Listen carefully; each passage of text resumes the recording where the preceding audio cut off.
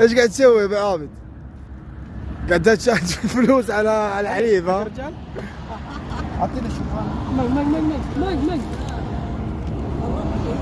يعني خلاص يا ابو عابد هذا اخر علاج ان شاء الله؟ ان شاء الله. تحس انك حتطيب ان شاء الله بعدها؟ ان شاء الله ان شاء الله. والله ما معاك الا كذا يا ابو حبي، بس بسمل بسمل ما شاء الله تبارك الله. سمن بري جعله بالعافيه ابو حبي، بسمل. اقعد اقعد اقعد اقعد اقعد.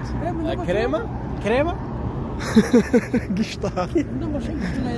بسمل يا حبي يا حبي، بسم الله عليك. ما معاك الا اللي جرى. بسم الله، نية الشفا يا حبي. ها ايش اسمه لاتيه؟ شو خال لاتيه؟ صدق لاتيه لا صدق. لا لا ابو عابد يا عمي ترى خلاص. اللهم اشفيك يا الله. اللهم اشفيه واشفي جميع مرضى المسلمين يا رب العالمين.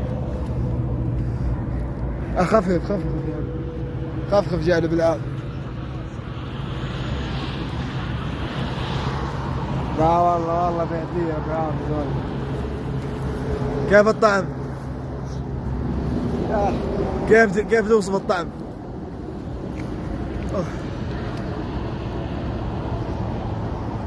لا المشكلة مع بول حليب الإبل والبول. وأنت حطيت بول ولا حطيت سمن؟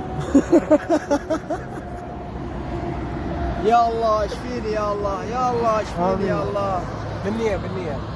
بالنية يا حبي ان شاء الله الامور طيبة. وهذه الرشفة كمان من ابو عابد، ما معاه الا اللي جرى عاد ايش يسوي؟ الله كريم. وشوية زود البول. يبغى بول زيادة كمان يقول لك. لا اخذوه. مو انتو ترى يقولوا يطالعوا يحسب انه يبغى يشخوا في الصيف هذا ولا ايش؟ لا ان شاء الله